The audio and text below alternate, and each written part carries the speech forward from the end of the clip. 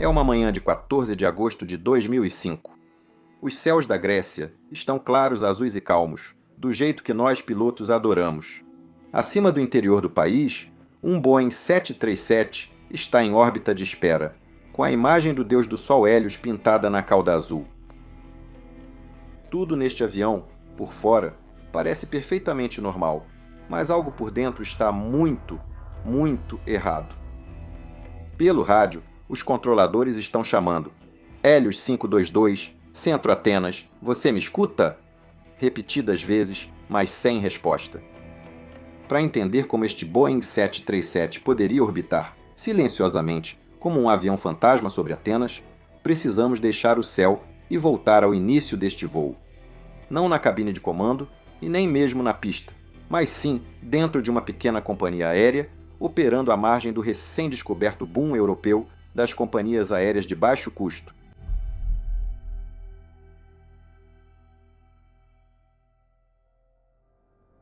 A Helios Airways era, no início dos anos 2000, uma companhia relativamente jovem para a aviação.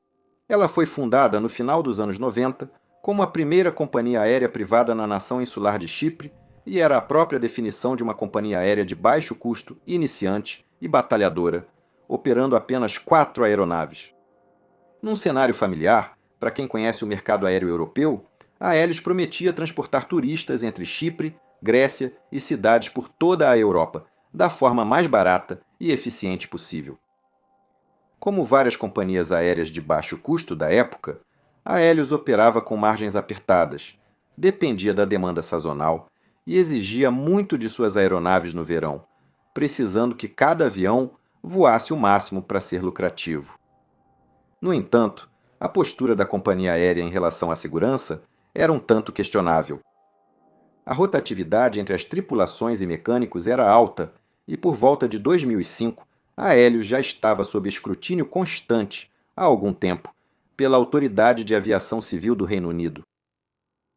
Se você se pergunta por que reguladores do Reino Unido supervisionam uma companhia aérea de um país insular do Mediterrâneo, bem, é porque o Reino Unido tinha várias bases militares e administrativas no Chipre, mas também porque a própria Autoridade de Aviação do Chipre estava muito defasada em pessoal na época e, portanto, não tinha quase nenhuma capacidade real de supervisão. A Autoridade de Aviação Civil do Reino Unido realizou várias auditorias na companhia aérea e na sua empresa de manutenção ATC Lasham, sediada no Reino Unido, e concluiu que a empresa mal conseguia se manter unida no papel. Os manuais estavam desatualizados, incompletos ou com origem duvidosa, e os investigadores ficaram surpresos ao descobrir que a Helios nem sequer tinha um contrato com a Boeing para receber atualizações oficiais de documentação para suas aeronaves. Em vez disso, as atualizações eram repassadas pelos antigos proprietários da aeronave e depois aplicadas seletivamente, a critério da Helios.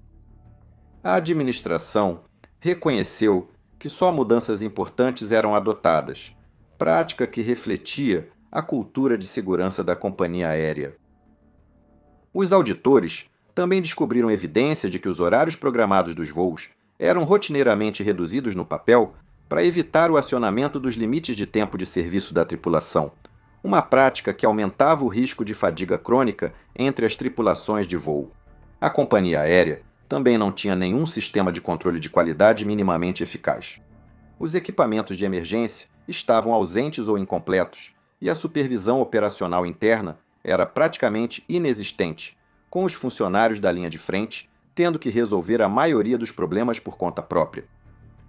Essas deficiências surgiram repetidamente em auditorias, com poucos sinais de correção permanente. Em novembro de 2004, a Autoridade de Aviação Civil do Reino Unido alertou a Helios que revogaria seu certificado de operador aéreo caso os problemas não fossem corrigidos permanentemente. A companhia aérea, então, evitou por pouco a suspensão das operações ao resolver as discrepâncias listadas apenas alguns dias antes do prazo final. Mas a cultura subjacente, que havia permitido que esses problemas existissem em primeiro lugar, permaneceu inalterada. Nesse ambiente, o tempo era sempre escasso. As aeronaves chegavam tarde da noite e partiam novamente antes do amanhecer, e as tripulações se revezavam rapidamente. Assim, as janelas de manutenção eram comprimidas nas poucas horas tranquilas entre voos, e qualquer atraso se espalhava pelo sistema, com pouca margem para absorção. Agora, nada disso era particularmente incomum para uma companhia aérea de baixo custo tão pequena, mas também significava que cada decisão, inspeção e cada liberação eram importantes. Operacional e regulatoriamente, a Helios Airways ficava numa espécie de terra de ninguém na fiscalização, pois, registrada no Chipre, a Autoridade de Aviação Civil do Reino Unido não tinha autoridade para impor suas constatações. A Helios recebeu notas insatisfatórias em auditorias feitas pela Autoridade de Aviação Civil do Reino Unido em 2003, 2004 e 2005. A Autoridade de Aviação Civil do Reino Unido apenas comunicava às autoridades cipriotas, que, por falta de pessoal, frequentemente não investigavam essas reclamações. Isso apenas indicava que a Helios continuava autorizada a operar, apesar de um histórico de problemas não resolvidos. Em 2005, porém, a Helios tinha dois Boeing 737-800 relativamente novos, um Airbus A320 arrendado e um 737-300 um pouco mais antigo, mas recém-adquirido, registrado como 5B-DBY. Ele havia sido fabricado em 1998 e, em seguida, entregue à Deutsche BA, onde voou até 2004, quando foi registrado no Chipre e pintado com a identidade visual da Helios Airlines. Ele havia sido bastante utilizado, com mais de 16 mil ciclos de voo nos poucos anos em que esteve em operação. Desde que a Helios o incluiu em sua frota, ele ganhou fama por seus problemas persistentes e incômodos, que nunca eram totalmente resolvidos. Todos estavam ligados ao sistema de pressurização da aeronave. Diversas vezes, tripulações relataram comportamentos e ruídos estranhos, e os registros de manutenção mostravam mensagens de falha intermitentes que apareciam durante a subida, apenas para desaparecerem depois, deixando poucas pistas para os engenheiros solucionarem o problema quando o avião já estava de volta ao solo. E além disso, só no verão de 2005, houve 7 diferentes registros de manutenção relacionados ao sistema de resfriamento dos eletrônicos da aeronave, alimentado pelos PECs de ar-condicionado. Esses são os mesmos equipamentos que fornecem a pressurização da aeronave. Esses problemas não se limitavam a códigos de falha, sendo muitas vezes físicos também. Os comissários de bordo, ocasionalmente, ouviam estrondos altos próximos à parte traseira da aeronave, e em vários voos foi observado gelo se formando ao redor da vedação da porta de serviço traseira, o que indicava que havia um vazamento grande o suficiente para permitir que o ar frio do lado de fora se misturasse com o ar ambiente dentro da cabine. Nenhum desses problemas era perigoso por si só. Eles eram só um incômodo, pois vazamentos de ar na cabine parecem graves, mas as aeronaves perdem pressurização constantemente pelas vedações e banheiros, e a tripulação se acostuma com isso. Algumas aeronaves quase desenvolvem suas próprias personalidades, e quando você as pilota com frequência, como é o caso numa frota pequena, nós, pilotos, aprendemos quais aviões esquentam um pouco mais do que os outros, quais disparam alertas sem maior gravidade e quais precisam de um pouco mais de atenção antes de serem liberados de volta para o serviço. Também é importante dizer que essa aeronave tinha um histórico de manutenção mais sério. Em dezembro de 2004, ela enfrentou um evento de pressurização grave que acionou as máscaras de oxigênio e exigiu descida de emergência. Isso ocorreu após estrondos, e o comissário notara um buraco em uma vedação da porta traseira, grande o bastante para passar uma mão. Depois disso, a aeronave pousou em segurança e foi devolvida ao serviço após alguns reparos terem sido feitos, mas, até onde pudemos descobrir, a causa exata do aparecimento desse buraco nunca foi devidamente identificada. Quanto à documentação, o problema já havia sido tratado adequadamente. Explico tudo isso porque o histórico da aeronave e a atuação de pilotos e engenheiros provavelmente eram muito relevantes para o que estava prestes a acontecer. Mas uma das partes mais desafiadoras dessas investigações não é apenas entendê-las, é realmente acompanhar todos os pequenos detalhes ao longo do caminho, além de mantê-los em ordem. Entre relatórios técnicos finais e entrevistas com especialistas, detalhes críticos podem se perder ao tentar anotar enquanto ouve e faz perguntas.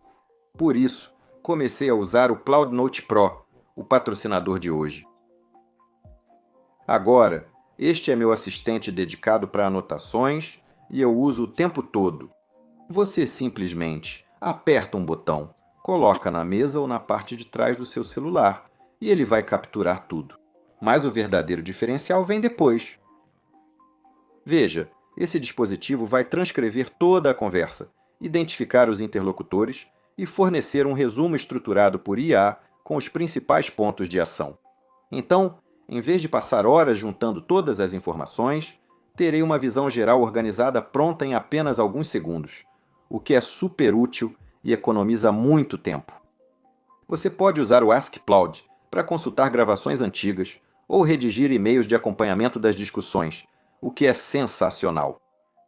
Talvez alguns perguntem: por que não usar um telefone para isso? Bem, a verdade é que a duração da bateria rapidamente se torna um fator aqui, especialmente quando você está usando em reuniões mais longas. E a duração da bateria do CloudNote Pro é incrível, durando mais de 50 horas. Então, na verdade, eu só precisei recarregar uma vez no último mês. Além disso, suas gravações também não serão interrompidas por chamadas recebidas ou se você precisar usar o seu telefone para outra coisa. Claro, a privacidade também é uma prioridade ao usar esse tipo de dispositivo, e Cloud atende aos padrões globais com segurança em nível empresarial, o que é essencial ao lidar com informações sensíveis.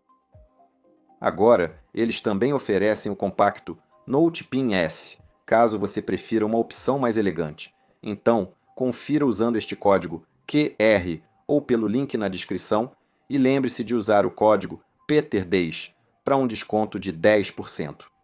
Obrigado, Cloud. Vamos continuar a história. Na noite de 13 de agosto de 2005, o 5 Bravo Delta Bravo Yankee voava de Londres a Larnaca, Chipre, quando a tripulação relatou novamente barulhos de batidas e acúmulo de gelo perto da porta traseira direita dos passageiros. Esses sons de batidas provavelmente foram causados por ar vazando por uma vedação de porta danificada ou endurecida, pois, em altitudes elevadas, o ar pressurizado escapando por uma vedação imperfeita pode fazer as vedações vibrarem, grudando e soltando, ou se mover brevemente contra os encaixes, gerando batidas agudas e intermitentes, ao invés do chiado contínuo típico de um vazamento. Isso é muito desagradável para os passageiros. Após o voo, a tripulação reclamou aos pilotos, que registraram a observação no diário técnico, iniciando a cadeia de eventos desta história. O comandante escreveu: a porta de serviço traseira requer inspeção completa. Agora, como mencionei antes, isso não era incomum para essa aeronave, mas qualquer coisa registrada no diário técnico da aeronave precisa ser adiada de acordo com procedimentos estabelecidos ou corrigida antes do próximo voo. Então agora não podia mais ser ignorado. Isso significava que quando a aeronave chegou a Larnaca, nas primeiras horas do dia 14 de agosto, restavam apenas algumas horas antes da próxima decolagem. Na manhã seguinte, estava programada para levar mais de 100 passageiros para Atenas e depois Praga. Então era essencial entender e liberar o que causou o barulho e o gelo perto da porta traseira antes disso. Isso significava que agora havia grande pressão sobre a equipe de manutenção noturna, liderada por um engenheiro britânico certificado que conhecia bem a aeronave e seu histórico. E do ponto de vista dele, o registro técnico apontava para um suspeito já conhecido. Se havia vazamento de ar pela vedação da porta de serviço traseira em altitude de cruzeiro, a causa provavelmente era só um problema nessa vedação, não algo estrutural na fuselagem.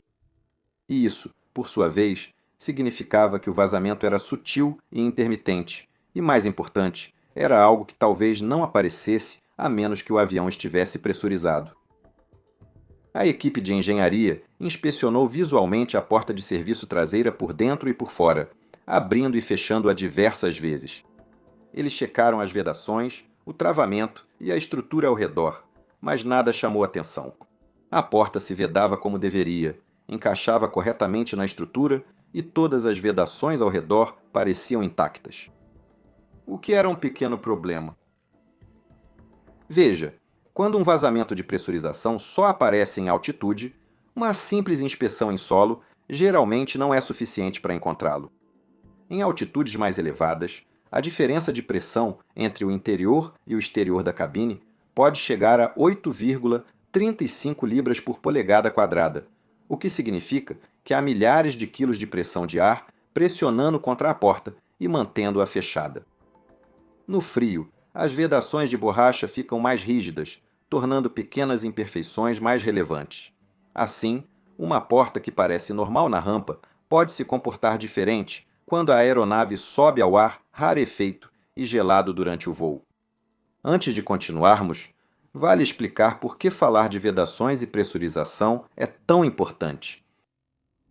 Na altitude de cruzeiro, a baixa pressão do ar fora de um avião impede o funcionamento do corpo humano.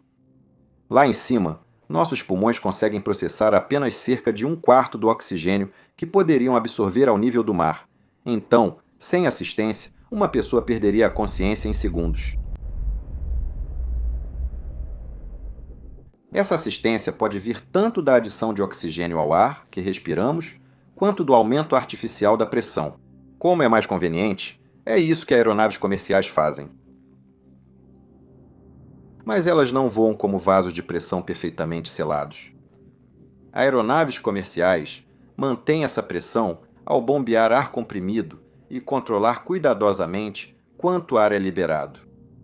Agora, o objetivo não é imitar a pressão ao nível do mar, mas sim manter uma altitude equivalente de cerca de 6 a 8 mil pés, onde passageiros e tripulação podem respirar normalmente, mas sem que a diferença de pressão entre o interior e o exterior se torne tão grande a ponto de comprometer a integridade estrutural. Agora, na maioria dos jatos comerciais, incluindo o Boeing 737, o ar necessário para alcançar isso vem dos motores.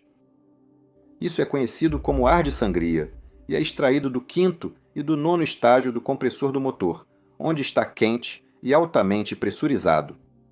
Depois, ele é resfriado, condicionado e enviado para a cabine de passageiros e o cockpit por 2 unidades de ar-condicionado. E depois disso, ele flui continuamente pela fuselagem e sai por 3 diferentes aberturas controláveis: o duto de exaustão, a válvula de saída dianteira e a válvula de saída traseira.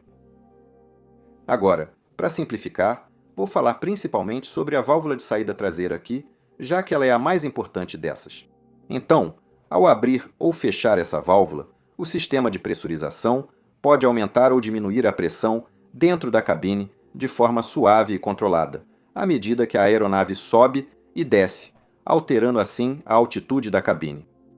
Então, por exemplo, com a válvula de saída aberta, a pressão interna diminui e a altitude da cabine aumenta, e vice-versa. Os investigadores descobriram depois que a principal válvula de saída precisou compensar vazamentos na cabine, ficando mais fechada do que o normal nos últimos 74 voos da aeronave. Só estou destacando os problemas que citei antes. De qualquer forma, em circunstâncias normais, o controle da altitude da cabine acontece automaticamente. Os pilotos só definem a altitude de cruzeiro e pouso no painel de pressurização, e o sistema gerencia o restante, controlando quanto ar sai da cabine para manter a pressão interna segura e confortável. Há também uma configuração manual, caso ambos os controladores automáticos falhem. Nessa configuração, os pilotos podem controlar a válvula de saída manualmente, enquanto monitoram cuidadosamente a altitude da cabine, e isso ativará uma luz verde manual no painel. Mas ter que fazer isso é extremamente raro. Então, na prática, o seletor de modo de pressurização quase sempre ficava ajustado em automático, o que vale a pena lembrar aqui.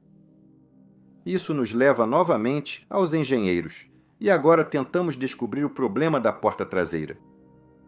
Para testar vazamentos, nesse caso ao redor da porta, os engenheiros decidiram realizar um teste de pressurização. E para fazer isso, eles precisavam aumentar a pressão dentro da cabine para 23 psi, ou 8,25 psi acima da pressão ambiente. Isso criaria um ambiente semelhante à diferença de pressão que a aeronave encontraria ao voar em altitude elevada, e era um teste bastante rotineiro de se fazer. Isso estava descrito passo a passo no manual de manutenção da aeronave, e para pressurizar a aeronave no solo, a válvula de saída agora precisava ser fechada. Então, dentro do cockpit, o técnico líder moveu o seletor de modo de pressurização de automático para manual, o que permitiu selar a cabine e controlar como a pressão aumentava. O ar de sangria da unidade auxiliar de potência foi direcionado pelos packs de ar-condicionado, e a cabine começou a pressurizar, como ocorreria numa subida. A pressão aumentou gradualmente e, enquanto um técnico de manutenção se posicionava na cabine, próximo à porta de serviço traseira, outro ficou do lado de fora, em cima de uma escada, ouvindo atentamente qualquer assobio, estalo ou batida suspeita. O teste foi feito até alcançar a pressão operacional normal e depois até a válvula de segurança de sobrepressão da aeronave abrir com um diferencial de 8,65 psi. Mesmo após isso, não encontraram nada e não conseguiram reproduzir os problemas que a aeronave teve no voo anterior. De certa forma, isso era bom.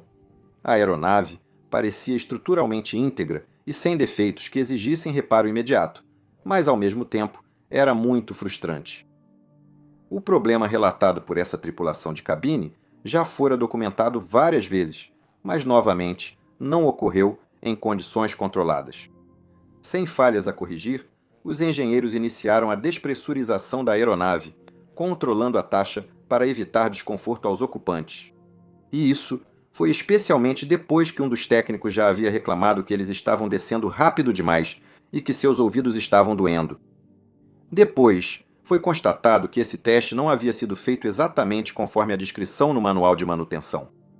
A pressão de teste foi aplicada muito alta e com o uso de 2 packs em vez de um, e o engenheiro na parte de trás não recebeu uma cópia da tarefa mostrando exatamente o que ele deveria observar. Após terminarem, o teste foi concluído e registrado no diário de bordo, mas não tão detalhadamente quanto deveria, e o engenheiro responsável então atestou que a porta de serviço traseira e seus arredores não apresentavam defeitos. Eles não detectaram problemas e o sistema de pressurização funcionou como esperado.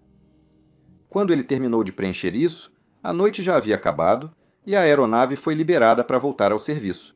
Então, a equipe de manutenção apenas seguiu para a próxima tarefa, confiando que haviam feito o que a situação exigia. Mas um pequeno detalhe havia sido deixado fora do lugar, um que em breve importaria mais do que qualquer um poderia imaginar. Agora, exatamente o que aconteceu aqui é motivo de debate, porque o engenheiro-chefe insistiu que terminou esse teste mudando o seletor de modo de pressurização de manual de volta para automático. Mas todas as evidências, incluindo como o sistema funcionou depois e como o seletor foi encontrado posteriormente, indicam que o seletor foi deixado em manual. O que significaria que a válvula de saída da cabine ainda estaria sob controle manual e, portanto, não permitiria a pressurização automática normal, a menos que fosse colocada novamente em automático. Quando os engenheiros terminaram tudo e se afastaram da aeronave, a noite já estava dando lugar à manhã. O aeroporto de Larnaca, no sul de Chipre, começava a despertar. Dentre os primeiros a chegar estavam os tripulantes do voo 522 da Hélios. Segundo o plano, eles voariam primeiro o 737 de Chipre até Atenas e depois para Praga, tornando a escala de serviço agradável. Os pilotos escalados para essa missão eram muito experientes. O comandante tinha 59 anos e 16.900 horas de voo. Dessas, 5.500 horas eram no 737. Ele começou sua carreira na Alemanha Oriental e, nos anos anteriores a esse voo, trocou de empresa quase a cada 2 anos, o que, para alguém como eu, levanta algumas questões. Veja, geralmente, você só troca de companhia aérea com tanta frequência se for muito azarado, ou porque existe algum outro problema, como questões de treinamento, ou CRM. Agora, ele foi descrito pela família como uma pessoa quieta que gostava de construir e voar aeromodelos, mas alguns copilotos na Hélios reclamaram de suas maneiras na cabine, especificamente que ele podia ser um pouco ríspido e que às vezes não seguia os procedimentos operacionais padrão. Seu copiloto neste dia, que por sinal era um dos que já haviam reclamado desse comandante em particular, tinha 51 anos e uma experiência de pouco mais de 7.500 horas, sendo 4.000 delas voadas no 737. Ele iniciou como mecânico antes de se apaixonar pela aviação e virar copiloto no Lockheed Electra. Embora fosse qualificado e experiente, seus registros mostravam que às vezes tinha dificuldade com disciplina e atenção aos detalhes nas listas de verificação, especialmente sob estresse. Para ambos os pilotos, este deveria ter sido um dia rotineiro. O tempo estava ótimo, sem NOTAMs específicos, e o registro de manutenção não tinha pendências que impedissem a liberação da aeronave. No entanto, não está claro se o comandante percebeu as anotações no livro técnico deixadas pelos testes realizados durante a noite. E sabemos que não houve uma passagem de serviço normal ou formal do engenheiro-chefe, ou seja, ele não saiu para explicar as coisas ao comandante como normalmente seria feito. De qualquer forma, os pilotos também foram acompanhados no voo por 4 comissários de bordo, incluindo um que havia sido chamado da escala de reserva para substituir um colega que havia avisado que estava doente. E junto com 115 passageiros, isso elevou o total de pessoas a bordo para 121 no primeiro voo. Do cockpit, nada até esse momento pareceria fora do normal. O primeiro oficial, que seria o piloto nos comandos, preparava a aeronave enquanto o comandante fazia a inspeção externa, e a preparação inicial do cockpit, é claro, incluiu a configuração de todos os sistemas principais, incluindo o sistema de ar-condicionado, além de programar o FMC com toda a rota que eles planejavam utilizar. Agora, configurar o pré-voo é uma tarefa rotineira no 737. Ela inclui vários fluxos de varredura, que são feitos de memória numa certa ordem estipulada pela Boeing e, embora cada movimento de um interruptor e verificação de uma luz exija atenção cuidadosa, isso geralmente é feito de forma bastante rápida, especialmente se houver algum tipo de pressão de tempo presente, o que significa que há um grande risco das coisas se tornarem um pouco rotineiras demais. Então, interruptores que não estão na posição correta podem passar despercebidos se você não prestar total atenção, ou se for um interruptor que raramente é utilizado, ou se algum outro tipo de distração for introduzida. De qualquer forma, a ideia é que qualquer omissão num sistema crítico deve ser destacada pelo uso das nossas listas de verificação. E, no caso da lista de verificação pré-voo, ela continha cerca de 80 itens diferentes, vários dos quais cobriam o painel de pressurização. Mas aqui chegamos a uma das muitas peculiaridades do Boeing 737. Veja, o item da lista de verificação, usado para o sistema de pressurização, que é essencial para a vida, costumava pedir a verificação do ar-condicionado e da pressurização, cobrindo efetivamente 2 painéis do avião com o mesmo desafio. A resposta do piloto nos comandos deve ser PECs automáticos, bleeds ligados, ajustado.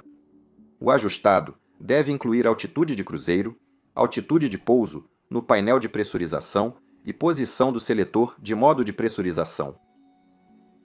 Mas como esse seletor quase nunca estava em outra posição, além do automático, muitas tripulações acabavam se concentrando apenas nos valores que tinham inserido manualmente nas 2 janelas e não no seletor. Naquela manhã, o seletor de pressurização não estava no automático. Ele ainda estava ajustado para manual, exatamente onde havia sido deixado após o teste de pressão durante a noite. E isso agora passou despercebido. Ah, e a propósito, lembra aquelas atualizações dos manuais que a Hélios não se preocupou em aplicar porque achava que não eram importantes? Bem, uma dessas atualizações teria reescrito a checklist antes da partida, para exigir explicitamente a verificação da posição do seletor de modo de pressurização, em vez daquele vago pressurização ajustada. Agora, outro motivo pelo qual a tripulação pode não ter reagido à posição manual foi que, como mencionei antes, a luz manual que acendia ao lado do seletor quando ele estava na posição manual era verde, que é a cor normalmente associada ao funcionamento normal, e não a qualquer tipo de perigo. Os investigadores também observaram que, como o copiloto às vezes demonstrava pouca atenção aos detalhes, ele pode ter anunciado, ajustado, sem realmente verificar a posição do seletor. E exatamente por esse motivo, as listas de verificação só são eficazes quando são acompanhadas da devida verificação por ambos os pilotos. Então, recitar listas de verificação, quando você só diz qual deveria ser a resposta, não qual é a condição real, é um grande problema na aviação e algo sobre o qual já passei incontáveis horas instruindo novos pilotos no simulador. Infelizmente, porém, nesta aeronave, o gravador de voz do cockpit só capturou os últimos 30 minutos das conversas, então não registrou essa fase do voo. Os investigadores não conseguiram determinar como o seletor de pressurização passou despercebido, mas sabemos que ele ficou no modo manual. Após o checklist, os dois motores foram ligados em sequência e os packs do ar-condicionado colocados em automático para fornecer ar para o ar-condicionado e a pressurização. Isso fez o ar de sangria fluir para a aeronave como sempre, produzindo os sons familiares aos quais os pilotos já estavam acostumados. Nada sugeria que o sistema responsável por manter a cabine respirável em altitude ainda estava em modo manual. Mesmo com a perda dessas primeiras verificações, ainda havia várias barreiras de segurança projetadas para evitar que a missão se tornasse perigosa. E para que elas também fossem ultrapassadas, mais erros e outra peculiaridade dos sistemas do 737 precisariam entrar em cena. O voo Helios 522 logo taxiou para fora de sua posição sob o sol quente da manhã. Os pilotos foram então autorizados para a decolagem e às 0807 a aeronave alinhou-se na pista 22. O copiloto avançou as alavancas de empuxo e o reluzente 737 começou a acelerar suavemente pela pista e então decolou. O trem de pouso foi recolhido e a aeronave começou a inclinar suavemente para longe da pista, apontando no nariz para noroeste, rumo à Grécia. A subida foi suave, sem nenhum indício claro de que algo estivesse fora do normal. O ar estava calmo e, da perspectiva do cockpit, tudo ainda parecia rotineiro. Parâmetros dos motores normais, piloto automático ativado, a aeronave acelerou suavemente na subida e recolheu os flaps. Mas essa normalidade era apenas uma fachada. Enquanto o 737 subia, a pressão do ar externa diminuía lentamente, como de costume. Mas, com o sistema de pressurização ainda em modo manual, a válvula de saída operada eletricamente agora permanecia parcialmente aberta, permitindo que o ar escapasse da cabine quase tão rápido quanto era bombeado para dentro, como um balão gigante vazando. Normalmente, isso não deveria ter passado despercebido por tanto tempo. A checklist pós-decolagem exige que os pilotos verifiquem se a cabine está sendo pressurizada normalmente. E fazemos isso verificando a altitude da cabine, a pressão diferencial e as indicações de razão de subida da cabine no painel de pressurização. Durante a subida normal, a altitude da cabine deve aumentar pouco após a decolagem, com pressão diferencial subindo de forma constante e razão de subida entre 500 e 1000 pés por minuto. Mas com a aeronave não pressurizando, a altitude da cabine seria semelhante à altitude real da aeronave e haveria pouca ou nenhuma pressão diferencial. Além disso, a razão de subida da cabine seria parecida com a da aeronave, entre 2.500 e 3.000 pés por minuto, caso a aeronave ainda subisse. Então, para que este voo continuasse subindo, com o sistema ainda configurado incorretamente, essa verificação importante também deve ter falhado completamente. Como nos itens anteriores, o gravador de voz do cockpit não registrou essa fase do voo, impedindo os investigadores de determinar como isso passou despercebido. Eles só conseguiram concluir que outra chance de identificar o problema surgiu e passou. Desta vez, o comandante fez a lista de verificação, pois era o piloto monitorando. Agora, a princípio, as diferenças que isso teria causado na cabine teriam sido bastante sutis. Passageiros e tripulantes provavelmente só notariam estalos mais fortes nos ouvidos e seios da face, pois a cabine subiu bem mais rápido que o usual. Mas as unidades de ar-condicionado continuavam fornecendo ar externo fresco e limpo, sem perda súbita de pressão ou descompressão repentina, apenas uma falha lenta e constante na pressurização. Algo que nós pilotos chamamos de descompressão sutil. Às 6 horas, 11 minutos e 21 segundos, o comandante chamou o Centro de Controle de Área de Nicósia e informou que o voo Hélios 522 subia do nível de voo 100 para 200. O controlador perguntou qual nível de voo foi solicitado e o comandante respondeu 340. Poucos segundos depois, o controlador autorizou a subida ao nível de voo 340 final. Isso indicava que o piloto automático estava ajustado para subir continuamente até o nível final, algo importante de lembrar. Na minha companhia aérea, faríamos uma segunda checagem de pressurização aos 10.000 pés, mas não mencionaram isso no voo 522. Agora, o motivo pelo qual fazemos isso é porque 10.000 pés é o limite acima do qual os primeiros sinais de hipóxia podem começar a aparecer e, portanto, também é a altitude de cabine em que um aviso é acionado. Então, às 8h12, quando a aeronave subiu, passando por aproximadamente 12.000 pés, a altitude de cabine, que estava apenas um pouco atrás da altitude real da aeronave, atingiu 10.000 pés e o alarme de advertência soou. Esse era o sinal para que os pilotos treinados colocassem rapidamente as máscaras de oxigênio e seguissem os itens de memória para aviso de altitude de cabine ou despressurização rápida. Mas no Boeing 737, esse mesmo alarme, na verdade, serve a dois propósitos diferentes. No solo, esse aviso é o aviso de configuração de decolagem, alertando pilotos de que algo crítico, como flaps ou compensador, não está ajustado corretamente para a partida. No ar, esse alarme serve para avisar sobre a altitude excessiva da cabine, que era o caso aqui. Mas isso significava que exatamente o mesmo som era acionado por dois problemas completamente diferentes, diferenciados apenas pelo contexto. Então por quê? Por que isso acontecia? Bem, quando o Boeing 737 foi projetado no início dos anos 60, os sons de alerta do cockpit não eram arquivos digitais que podiam ser selecionados da mesma forma que nas aeronaves mais modernas. Não. Cada alerta exigia uma buzina física com a sua própria fiação, alimentação e espaço no painel.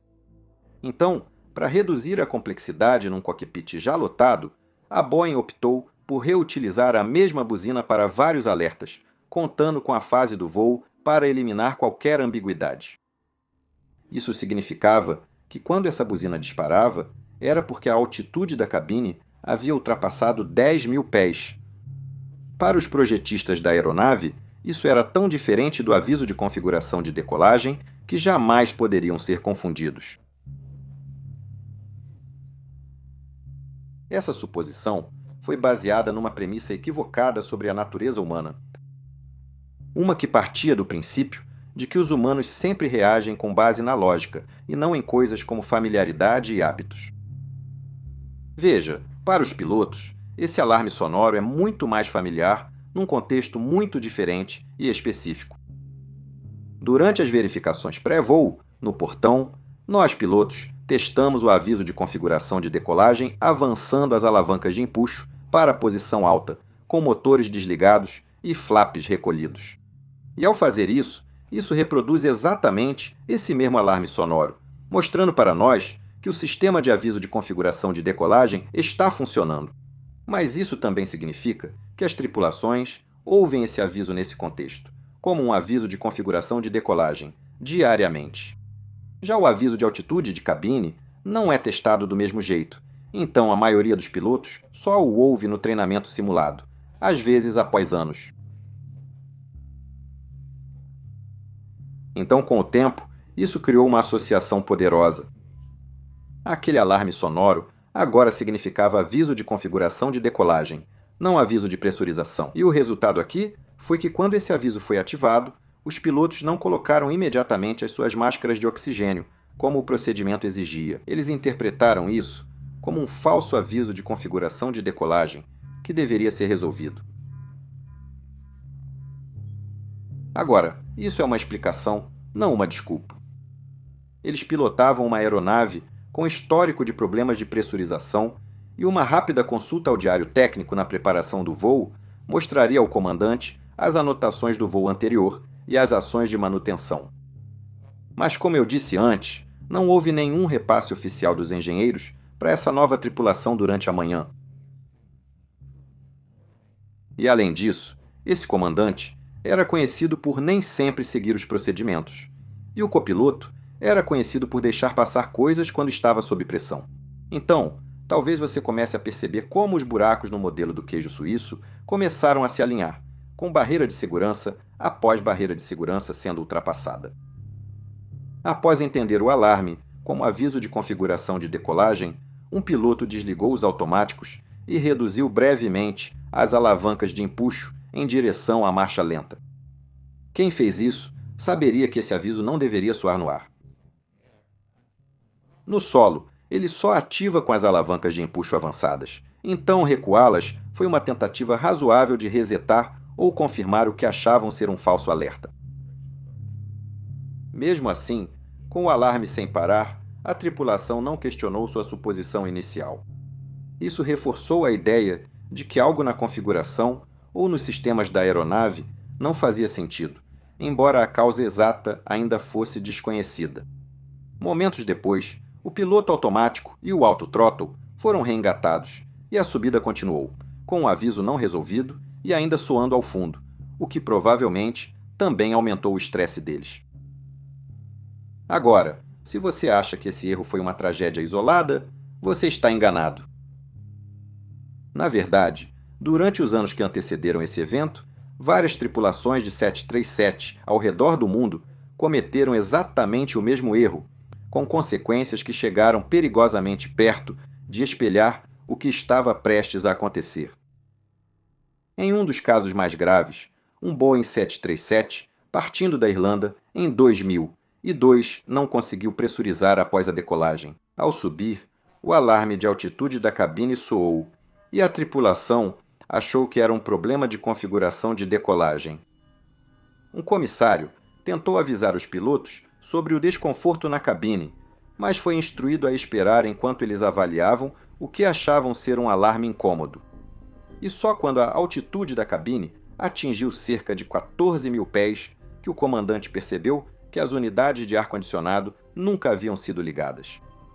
Ao religar os packs, a pressurização foi restabelecida de imediato, evitando incidente maior, mas investigadores irlandeses apontaram que havia potencial para acidente grave, um alerta que infelizmente passou em grande parte despercebido. Um incidente semelhante também ocorreu nos Estados Unidos, quando um 737, voando a 37.000 pés, sofreu uma perda lenta de pressurização. Quando o alarme soou, ambos os pilotos pensaram que era o aviso de configuração de decolagem, talvez relacionado a outro problema de sensor que já investigavam. E só depois de um tempo que o copiloto de repente lembrou que o aviso de configuração de decolagem e o aviso de altitude de cabine tinham o mesmo som, o que o fez perceber o que realmente estava acontecendo naquele momento. A tripulação iniciou uma descida de emergência e pousou em segurança, mas ficou abalada com a proximidade do perigo. O comandante depois apresentou um relatório confidencial, afirmando que, sem que o copiloto fizesse essa conexão, poderiam ter tentado resolver o problema até perderem a consciência. E esse, na verdade, é outro ponto importante a ser levantado aqui. Veja, como esse aviso só é ativado quando a cabine já está em ou acima de 10.000 pés, a hipóxia rapidamente se tornará um problema à medida que a cabine continuar subindo. E a hipóxia vai afetar severamente coisas como o raciocínio lógico, a tomada de decisões e o foco, tornando ainda mais difícil mudar um curso de ação baseado num diagnóstico incorreto. Esses dois casos foram apenas os exemplos mais dramáticos de pelo menos meia dúzia de incidentes conhecidos, com essa mesma falha de projeto. E os relatórios desses incidentes chegaram a Boeing, que em 2004 já estava claramente ciente do problema. Em vez de redesenhar o sistema, a Boeing optou por incluir orientações no manual de treinamento, alertando os pilotos de que os avisos sonoros eram idênticos. A revisão estava prevista para outubro de 2005, mas infelizmente foi tarde demais para os passageiros e a tripulação desta história. Nos céus de Chipre, em vez de iniciar uma descida de emergência, o comandante fez uma chamada de rádio para as operações da Hélios em solo, não para o controle de tráfego aéreo. Coincidentemente, o técnico de manutenção que atendeu era o mesmo que fez os testes de pressurização na noite anterior. Enquanto ele fazia a chamada, outros indícios surgiram na cabine sobre a real natureza do problema. Mas o comandante ainda tinha dificuldade para entender o que realmente estava dando errado. A atenção dele, em vez disso, ficou fixada em outro indicativo que parecia anormal: as luzes Equipment Cooling Off, que tinham acabado de acender. No 737, o sistema de resfriamento usa o ar da cabine para ventilar o compartimento de aviônicos sob o cockpit. E se ele detectar fluxo de ar ou densidade de ar insuficientes, duas luzes com a indicação Equipment Cooling Off se acendem para indicar que esse resfriamento importante foi perdido. Quando o voo 522 subiu passando de 16.000 pés, com a altitude da cabine acima de 12.000, e subindo, essas luzes acenderam junto com o alerta Master Caution. O comandante informou ao engenheiro: as luzes de resfriamento do meu equipamento estão apagadas. Na realidade, as luzes de aviso rotuladas como OFF estavam acesas, mas a forma como o comandante falou, provavelmente influenciada pelo seu inglês limitado, transmitiu exatamente o significado oposto: que as luzes estavam apagadas, como deveriam estar, o que deixou o engenheiro em terra muito confuso. Ele pediu ao comandante que esclarecesse, mas ouviu apenas: elas não estão desligadas. Ele provavelmente quis dizer que não desligou o sistema de resfriamento dos equipamentos e, por isso, as luzes com a indicação OFF não deveriam estar acesas, mas isso ainda não fazia sentido para o engenheiro. Então, os dois continuaram falando sem se entender, enquanto a aeronave, não pressurizada, subia cada vez mais alto a cada segundo. Depois de um tempo, porém, o engenheiro começou a suspeitar do que realmente poderia estar acontecendo. Então, fez uma pergunta simples e direta: o sistema de pressurização estava no automático? Mas ele não recebeu nenhuma resposta clara para isso. Na cabine, as máscaras de oxigênio foram acionadas automaticamente quando a altitude da cabine ultrapassou 14.000 pés. E isso, mais do que qualquer outra coisa, deveria ter sido o sinal final que esses pilotos precisavam para entender o que estava acontecendo. Mas, mais uma vez, o destino e o treinamento inadequado interviram. Veja, quando nós, pilotos, estamos lidando com problemas técnicos no 737, é extremamente importante que sigamos passos estruturados e bem definidos. O piloto que está voando deve se concentrar em pilotar a aeronave, enquanto o piloto que está monitorando deve se concentrar em diagnosticar o problema. E, uma vez que uma pane específica é identificada através do sistema de alerta principal, e claro, algum tipo de ação é definida, a luz de alerta principal deve então ser rearmada. O motivo é que isso prepara o sistema para qualquer outra falha que possa aparecer, mas se o sistema não for resetado, ele permanecerá iluminado, impedindo a indicação de qualquer outro evento. Foi exatamente isso que ocorreu neste cockpit. A luz de alerta principal foi ativada quando as luzes de resfriamento do equipamento acenderam. Mas em vez de anunciar isso e iniciar o checklist de procedimentos anormais do QRH, o comandante optou por conversar com o engenheiro e não resetou o sistema. Quando o sistema de oxigênio dos passageiros foi ativado e a luz âmbar acendeu no painel, isso não foi destacado e provavelmente passou despercebido pelos pilotos, selando o destino de todos a bordo. Às 8h20, o comandante perguntou ao engenheiro onde estavam os disjuntores do sistema de resfriamento dos equipamentos, e o técnico respondeu que eles ficavam atrás do seu assento. E essa troca de palavras seria a última coisa que alguém ouviria do voo 522 da Hélios. Enquanto a aeronave subia, além de 20.000 pés, a altitude da cabine aumentava e os efeitos da hipóxia começaram a predominar. Em poucos minutos, ambos os pilotos teriam perdido a consciência útil, com o copiloto desabando sobre os comandos e o comandante provavelmente caindo no chão atrás do seu assento, já que ele ainda procurava por disjuntores que não tinham relação com a situação. Isso deixou a aeronave totalmente sob controle dos sistemas automatizados, com o piloto automático ativado, autorizado a subir ao nível 340 e o gerenciamento de voo programado para Atenas, incluindo a chegada prevista, aproximação e aproximação perdida. O voo 522 simplesmente continuou subindo, exatamente como comandado, com um silêncio assustador dentro do cockpit. A aeronave nivelou na altitude de cruzeiro, e para quem observava do solo, parecia apenas mais um avião comercial cruzando o Mediterrâneo pela manhã. Mas, é claro, dentro da cabine, a situação agora estava se tornando realmente bizarra. As máscaras de oxigênio dos passageiros, acionadas automaticamente, ligam-se a geradores que produzem oxigênio quimicamente por cerca de 12 a 15 minutos. Isso geralmente basta para manter todos conscientes durante uma descida de emergência até a altitude mínima de segurança ou 10.000 pés, o que for maior. Mas todos esses cenários de emergência de pressurização, é claro, foram planejados levando em conta uma descida. Então, sem uma descida iniciada, esses minutos simplesmente passaram muito rápido e, um a um, os comissários de bordo e os passageiros teriam perdido a consciência à medida que os geradores de oxigênio se esgotavam. E isso teria deixado a cabine, por fim, numa estranha e imóvel quietude. Pessoas sentadas em seus assentos, ainda vivas, mas inconscientes.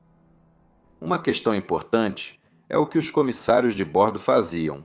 E, novamente, considerando que realmente não temos nenhuma gravação de voz do cockpit dessa fase do voo, não sabemos se eles tentaram entrar em contato com a cabine de comando durante aqueles minutos em que estavam com oxigênio normal.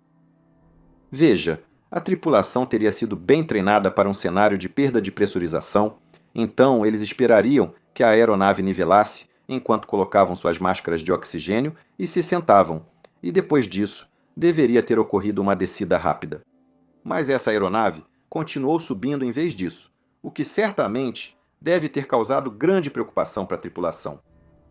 O problema era que, ao sair da cadeira para procurar os disjuntores, a altitude da cabine já estaria quase igual à do Monte Everest. Então, a menos que a tripulação tivesse tentado chamar antes disso, provavelmente não teria recebido resposta dos pilotos, já que eles já estariam inconscientes.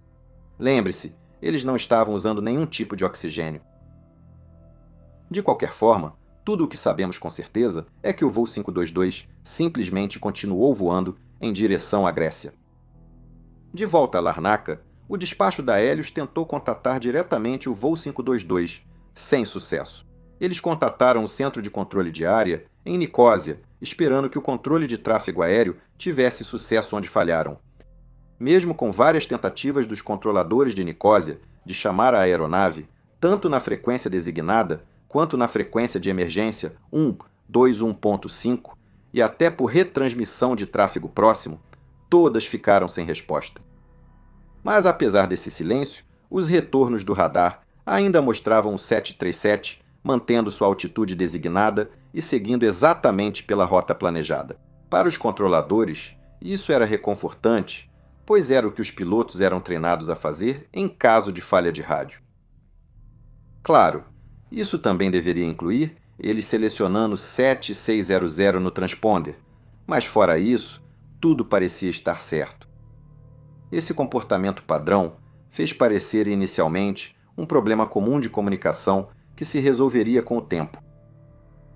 Para testar se a tripulação recebia instruções, mesmo sem transmitir, o controlador de Nicosia pediu ao voo 522 que mudasse o código do transponder, mas nada ocorreu.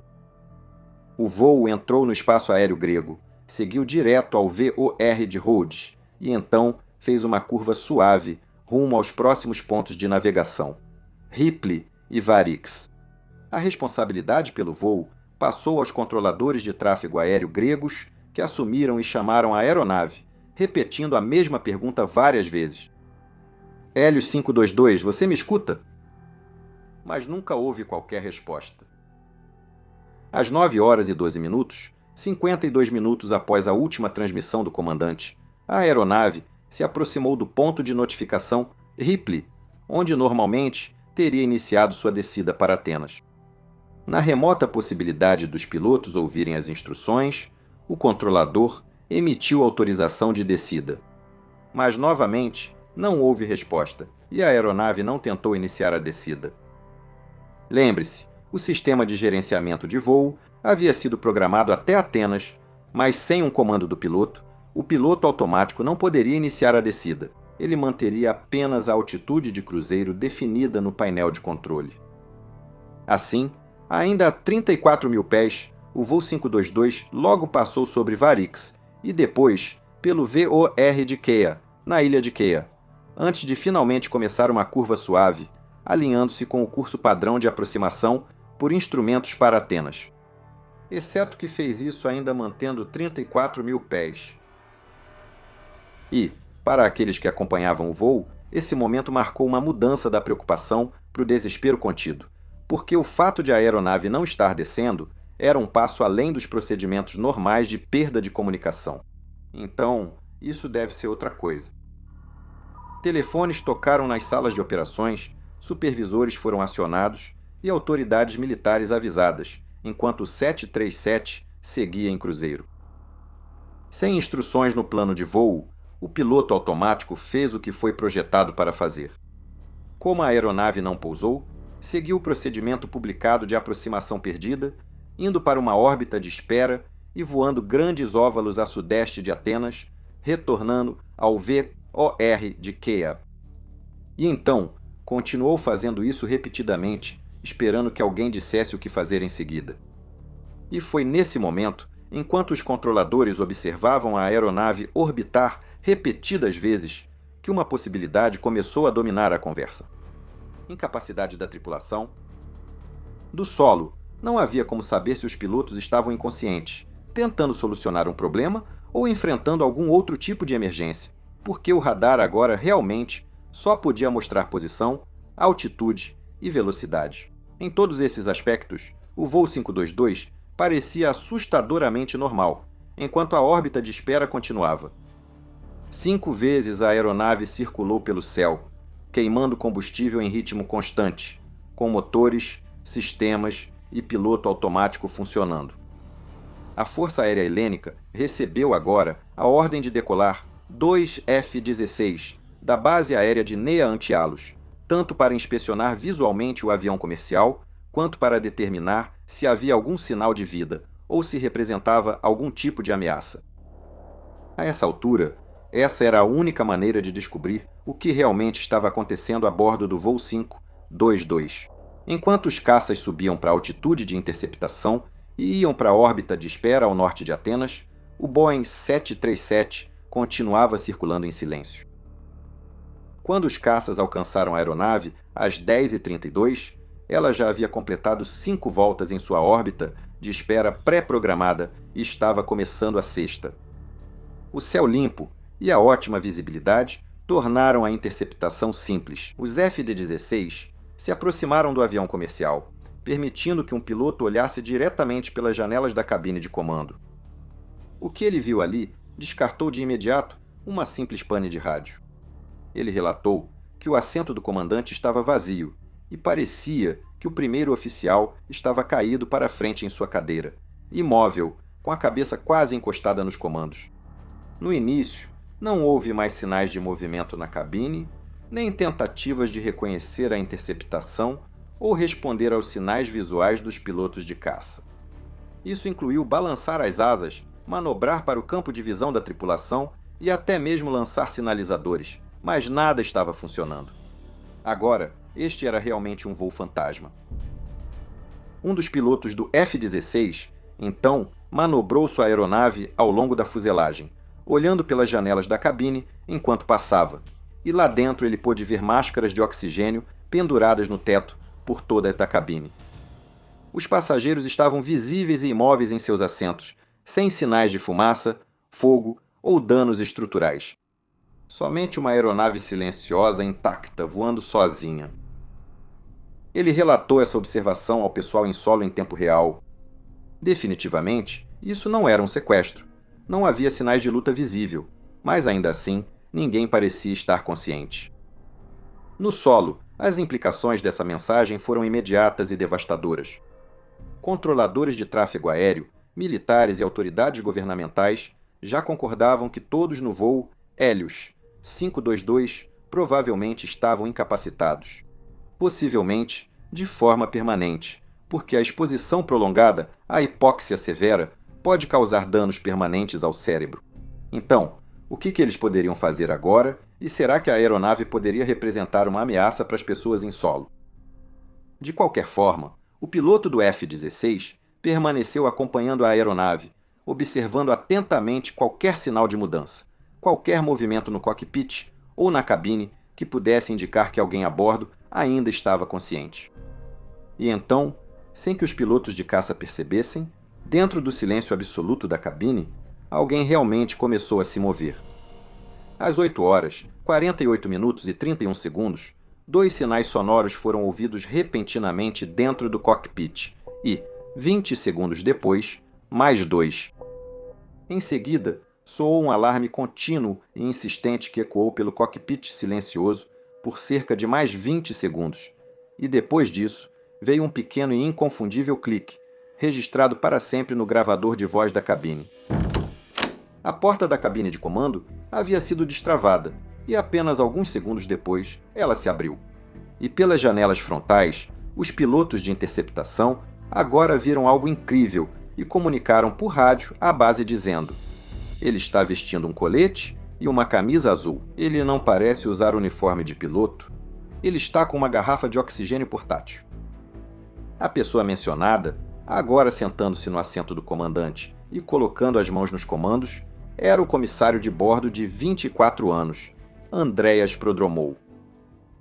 Os investigadores acham que ele pegou uma das grandes garrafas de oxigênio ao lado do assento de tripulante extra ao perceber que os geradores iam acabar.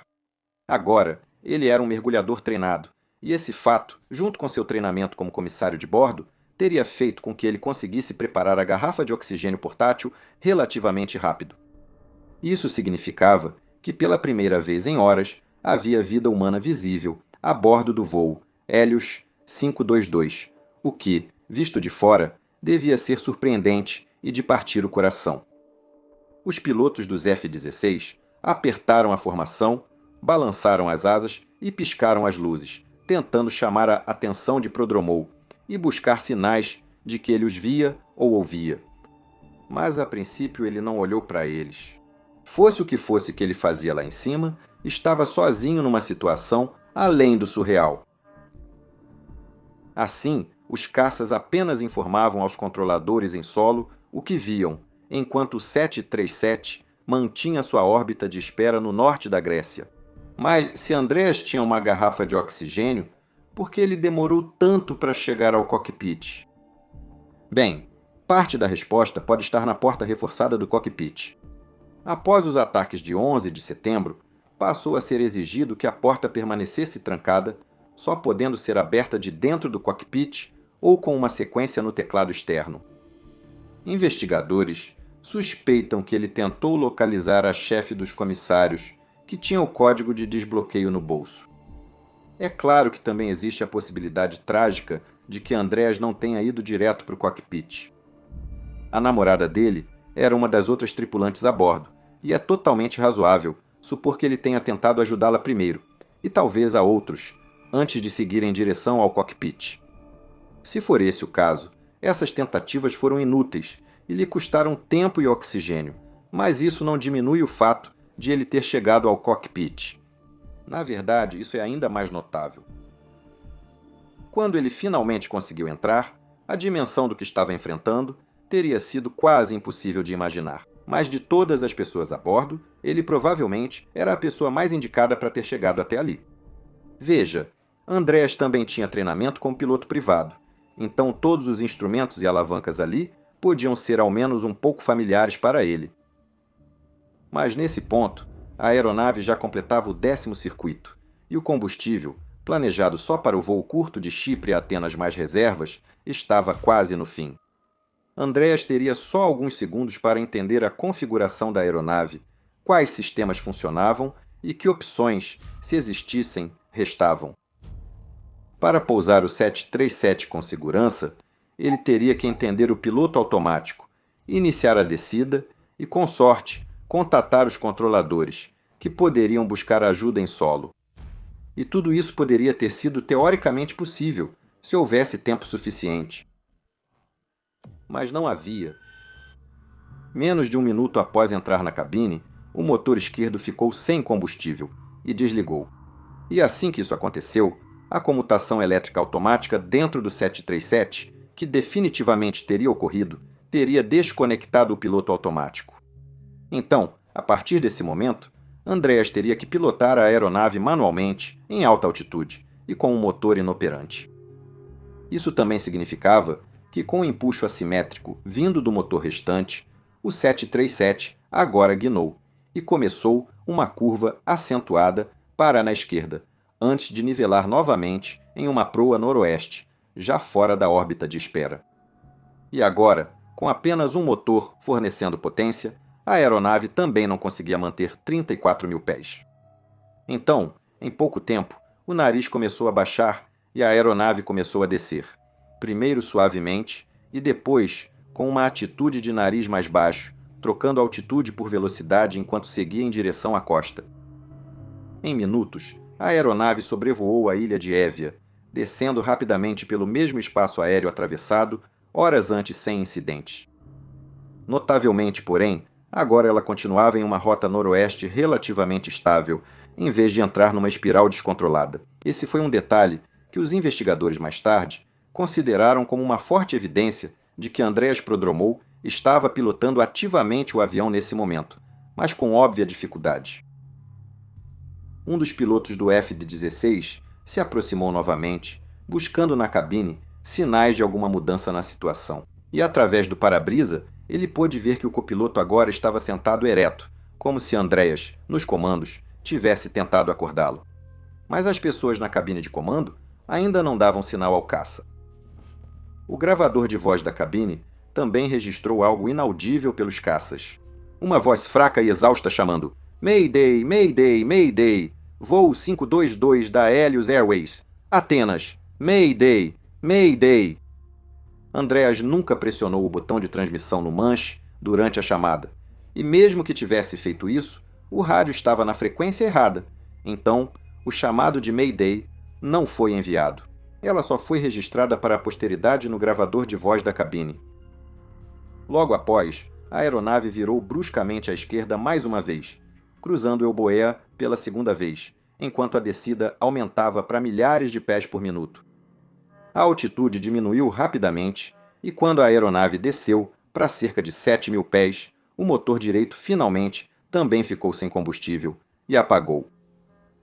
Naquele instante, o voo 522 da Helios tornou-se um planador, mas não um configurado para uma descida controlada e nem pilotado por uma tripulação treinada com listas de verificação, cronometradas e coordenação.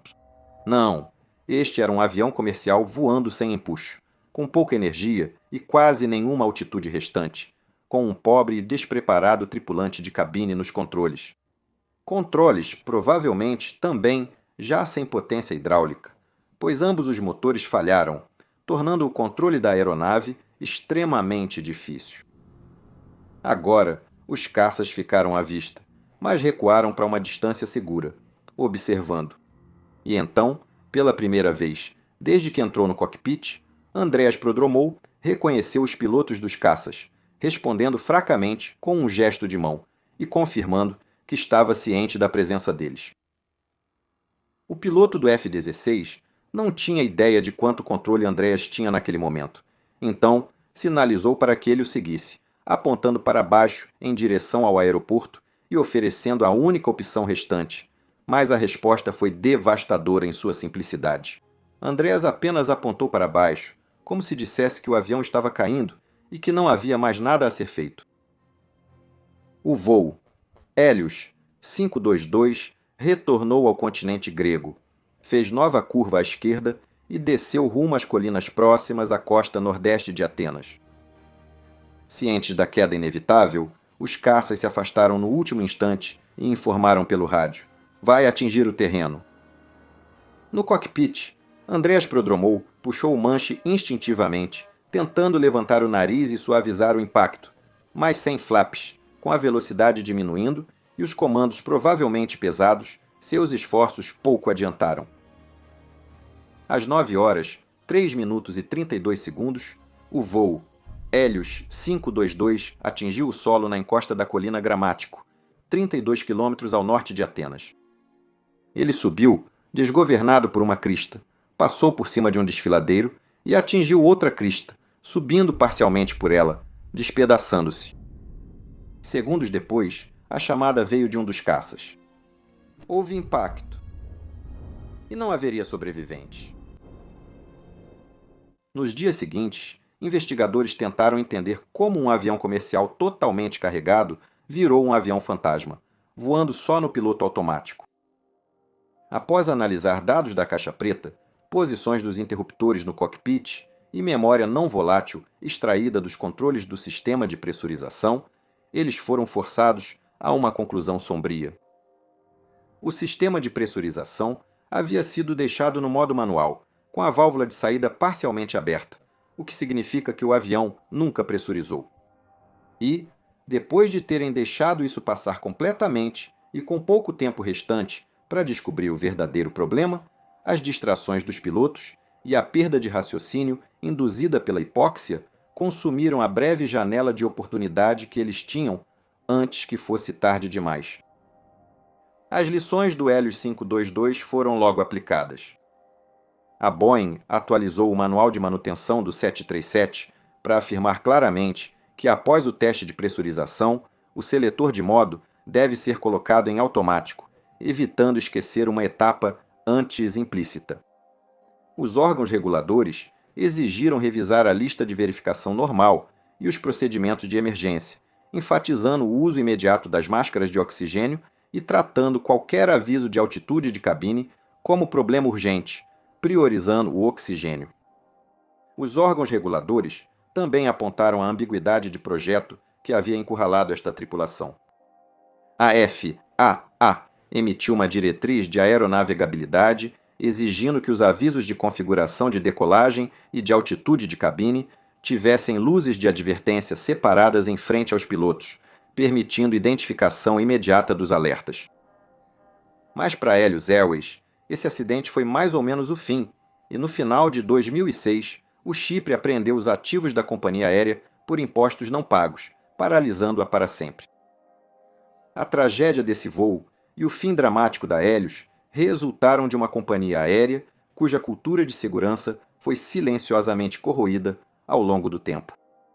A ausência de gestão, a supervisão fraca e um padrão de deficiências não resolvidas fizeram com que erros e falhas individuais raramente fossem percebidos, questionados ou corrigidos antes que pudessem se alinhar a algo muito, muito pior. Hélios 522 não foi uma falha misteriosa ou uma desintegração mecânica dramática. Foi uma aeronave comercial moderna agindo como deveria após falhas nas salvaguardas organizacionais, no treinamento da tripulação, nos procedimentos e nos projetos dos sistemas. E então, restava Andreas Prodromou. Por um breve e doloroso instante, ele era o único consciente numa aeronave comercial intacta em voo. Uma situação tão rara que, pelo que sei, nunca ocorreu antes e, com sorte, não acontecerá de novo. Ele não tinha tempo, não tinha margem e não tinha ajuda, apenas um avião em colapso e a consciência de que era a única esperança para todos a bordo. Ainda assim ele tentou, pois não agir era impensável. Então, o voo 522 não terminou com um resgate ou um milagre. Terminou com um ato de coragem humana diante da certeza e um lembrete de que o heroísmo não é definido pelos resultados, mas pelo esforço. Andreas Prodromou não conseguiu salvar este avião, mas ainda assim lutou até o fim, nunca desistindo, que é exatamente o que todo piloto é treinado para fazer. Isso, mais do que tudo, é o motivo de essa história ter me marcado, e minha equipe e eu refazermos o vídeo com design e gráficos melhores, pois ela realmente merecia. Muito obrigado a todos por assistirem. Meu nome é Peter Hornfeld, você está assistindo Mentor Pilot. Tenha um ótimo dia e até a próxima. Tchau!